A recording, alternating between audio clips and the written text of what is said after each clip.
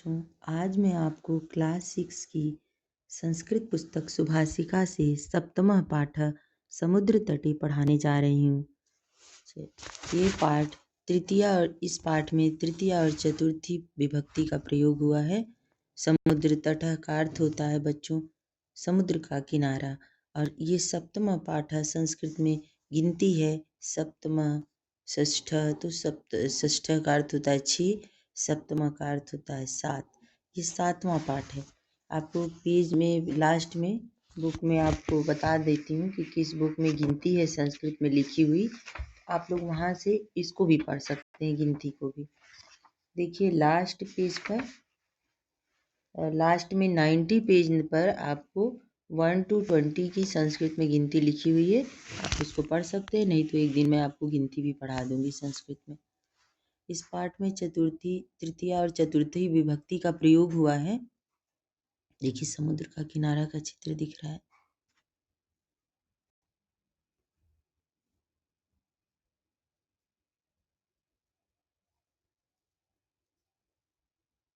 एषः समुद्र तटः, यह समुद्र का किनारा है। अत्र जनाः पर्यटनाः आगच्छन्ति, यहाँ लोग पर्यटन के लिए, घूमने के लिए आते हैं। केचन तरंगे क्रीडन्ति, कोई तरंगों से खेलते हैं। केचन च नौका जल विहारम कुर्वन्ति, और कुछ लोग यहाँ पर नौका से जल विहार करने के लिए आते हैं। तेषु केचन कन्दुकीन क्रीडन्ति, उनमें से कुछ फुटबॉल बॉल से, गेंद से खेलते हैं। बालिका बालिकाः च बालुका भी बालुका गृहं रचयन्ति, लड़कियां और लड़के बालू से बालू का घर बनाते हैं। मध्ये मध्ये तरंगा बालुका गृहं प्रवाहयन्ति, मध्य मतलब धीरे धीरे, धीरे धीरे जो लहरें हैं, मध्य मतलब बीच बीच में तरंगा लहरें बालुका गृहम प्रवाहयन्ति, मतलब बालू के घर को, प्रवाहयन्ति का अर्थ होता है बहा ले जाती हैं। तो बीच बीच में लहरें बालू के घर को बहा ले जाती हैं। ऐसा क्रीड़ा प्रचलित एव, ऐसा खेल चलता ही रहता है। एव मतलब ही। समुद्र तटा न केवलं पर्यटन स्थानानि अपितु मत्स्यजीविनः अपि स्वजीविकाम् अत्र चालयन्ति। समुद्र का किनारा न केवल पर्यटन के स्थान है, अपितु मछुआरे भी अपनी जीविका यहाँ चलाते हैं। अस्माकं देशे बहवः समुद्र तटाः सन्ति, हमारे देश में बहुत से समुद्र के तट हैं, समुद्र के किनारे हैं। एतेषु मुंबई, गोवा, कोच्चि, कन्याकुमारी, पुरी तटाः अतीव प्रसिद्धाः सन्ति, इनमें से मुंबई, गोवा, कोच्चि, कन्याकुमारी, पुरी तट बहुत प्रसिद्ध है।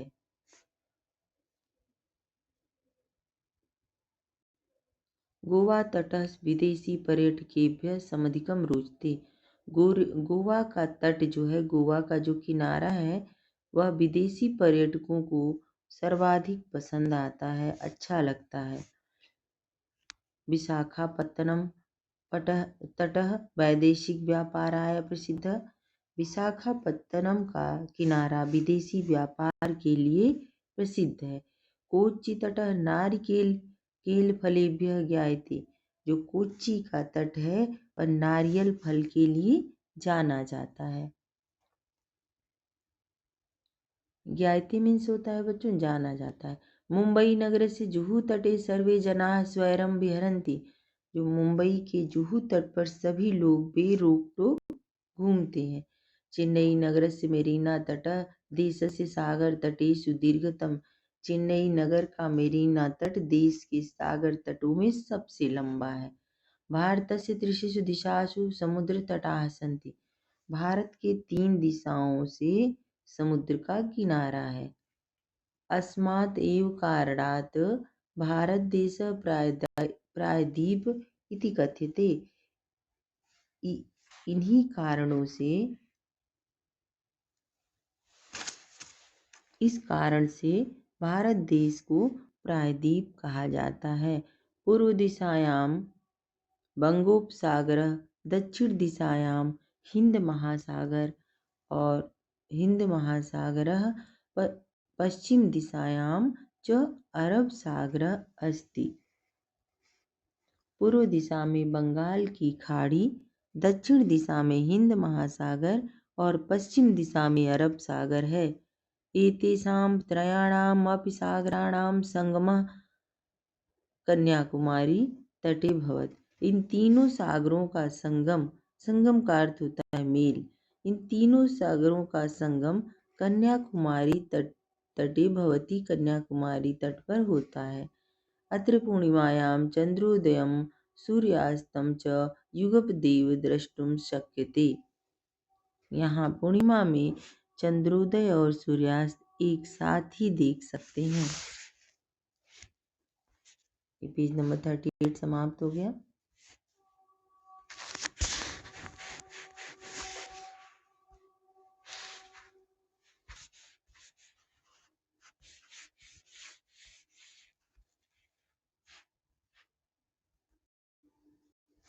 बच्चों अब शब्दार्थ देखते हैं। समुद्र तट, समुद्री किनारा, पर्यटनाय घूमने के लिए, आगच्छन्ति आते हैं। तरंगय का अर्थ होता है लहरों से, नौका भी का अर्थ होता है नौकाओं से, जल विहारम जल क्रीड़ा जल से खेलना, बालुका भी बालुओं से, बालुका गृहम बालू का घर, मध्य मध्य बीच में, प्रवाहयन्ति बहा देते हैं, प्रचलितेव चलती ही है, पर्यटन स्थानानि भ्रमण स्थान, मत्स्यजीविनः मछुआरे, युगपदेव एक ही साथ।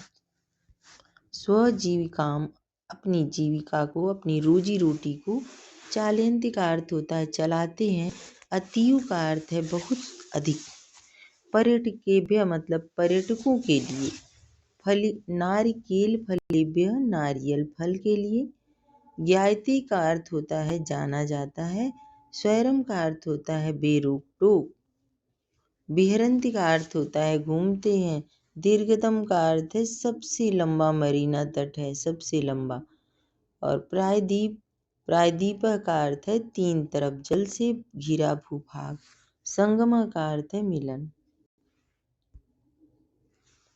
यहाँ देखिए उच्चारणम कुरुतु,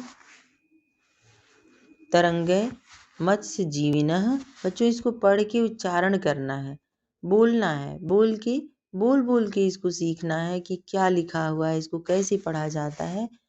तरंगय पहला है तरंगय, दूसरा है मत्स्य जीविनः, तीसरा है त्रयाणाम, चौथा है व्यापाराय, पांचवा है प्रायद्वीपः, देखिए यहाँ पर विसर्ग लगा हुआ है, चंद्रोदय इसमें भी विसर्ग है, वैदेशिक यहाँ भी विसर्ग का प्रयोग है, बालुका भी यहाँ भी विसर्ग का प्रयोग है। चलिए अब प्रश्न उत्तर देखते हैं। अधोलिखितानां प्रश्नानाम् उत्तराणि लिखत। क है जनाः काभि जल विहारं कुर्वन्ति, जो लोग हैं वो किससे जल विहार करते हैं, तो वन वर्ड आंसर अगर देना हो तो बस इसको काव्य के स्थान पर काव्य में नौ जोड़ देंगे बच्चों, तो नौका भी हो जाएगा, जनाः नौकाभि जल विहारं कुर्वन्ति। ख है कस्य त्रिषु दिशासु समुद्र तटाः सन्ति, कितने तरफ से जो हमारा समुद्र का तट है घिरा हुआ है,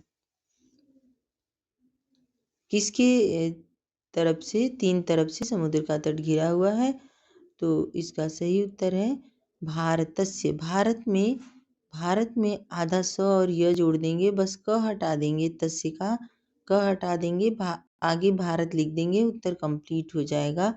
भारतस्य त्रिषु दिशासु समुद्र तटाः सन्ति। अगला प्रश्न ग है बालका बालिका च बालुका भी किम रचयन्ति, तो हम लोग पैराग्राफ में पढ़े थे कि बालका बालिका च बालुका भी गृहम रचयन्ति, किम के स्थान पर बच्चों बस आपको एक शब्द लिखना है गृहम, गृहम रचयन्ति, उत्तर कंप्लीट हो जाएगा। अब है कस्मात् कारणात् भारतदेशः प्रायद्वीपः इति कथ्यते। किन कारणों से भारत देश को प्रायद्वीप ऐसा कहा जाता है? तो भारतस्य त्रिषु दिशासु, यहाँ से ऊपर से भी ले लेंगे, ऊपर से एक लाइन ले सकते हैं, भारतस्य दूसरी ख वाला, भारतस्य त्रिषु दिशासु समुद्र तटाः सन्ति इति कारणात् भारत देश प्रायद्वीप इति कथ्यते। आपको दोनों प्रश्न मिला के आपका एक प्रश्न कंप्लीट हो जाएगा। फिर से बता देती हूँ, भारतस्य त्रिषु दिशासु समुद्र तटाः सन्ति, ख वाले प्रश्न का जो उत्तर है उसको पहले शुरू करेंगे घ वाले में, उसके बाद लिखेंगे कस्मात् हटा देंगे, इति कारणात् भारत देश प्रायद्वीप इति कथ्यते। चौथा नंबर, मंजूषात् उचित पदानि चित्वा रिक्त स्थान पूरयेत्। खाली स्थान को भरना है। बंगोपसागरः, प्रायद्वीपः, पर्यटनाय बालुकागृहं, कन्याकुमारी तटे, क है जनाः डैश समुद्र तटः आगच्छन्ति। खाली स्थान में क्या भरेंगे? जनाः, लोग समुद्र के किनारे पर क्या करने के लिए जाते हैं? तो यहाँ देखिए बंगोपसागर प्रायद्वीप लिखा है, तो पर्यटनाय, वो पर्यटन के लिए, घूमने फिरने के लिए जाते हैं। क का सही उत्तर हो जाएगा पर्यटनाय। अगर आपके पास पेंसिल है तो आप यहाँ पर 1 2 या क ख ग घ अंग करके लिख सकते हैं।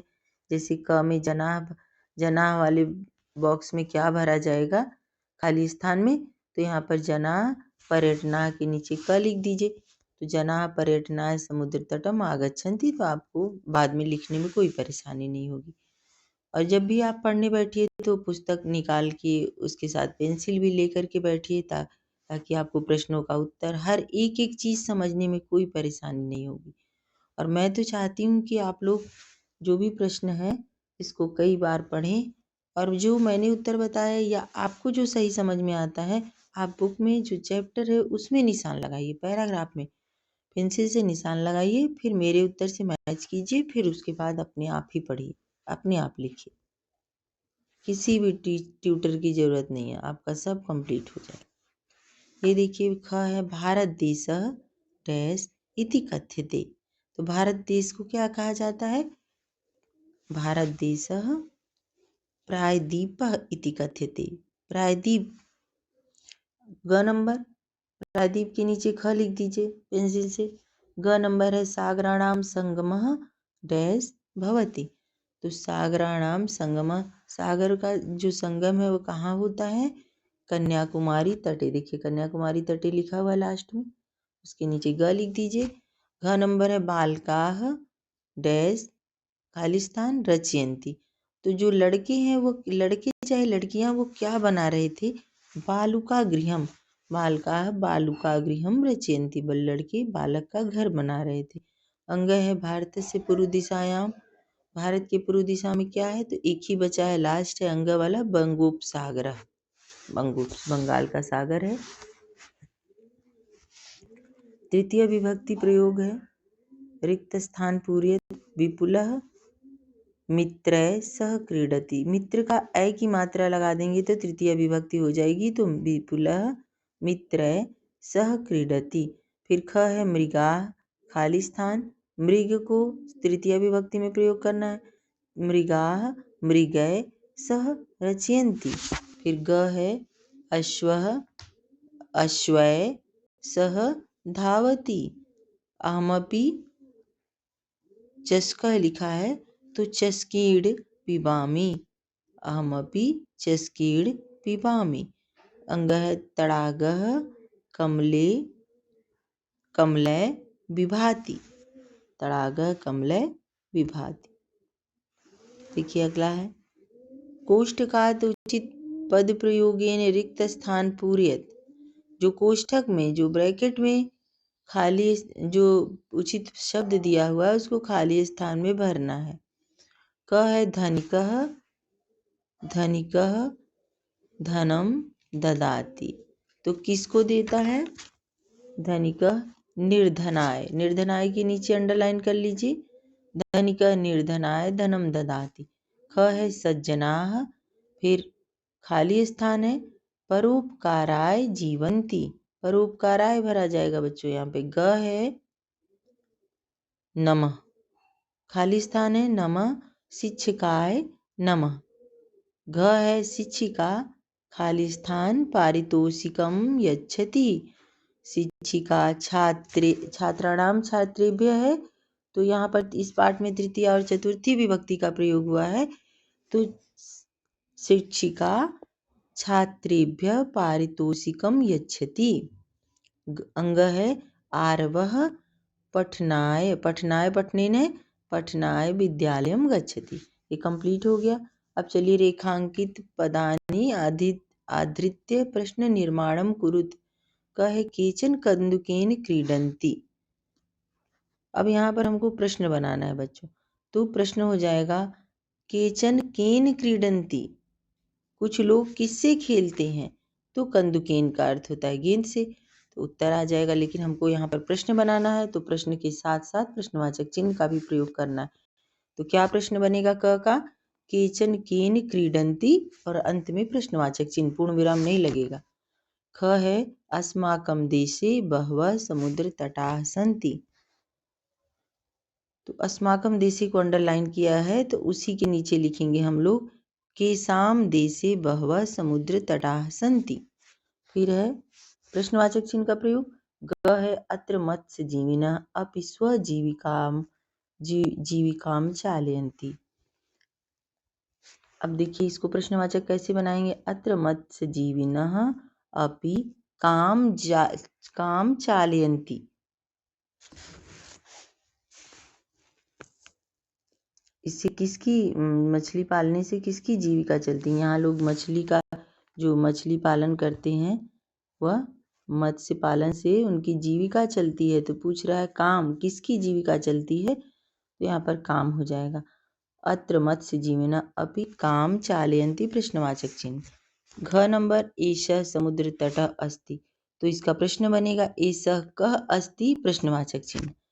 अंग नंबर है अत्र जनाः पर्यटनाः आगच्छन्ति, फिर इसका बनाएंगे जना है अत्र के पर्यटनाय आगच्छन्ति, प्रश्नवाचक चिन्ह का प्रयोग हो जाएगा।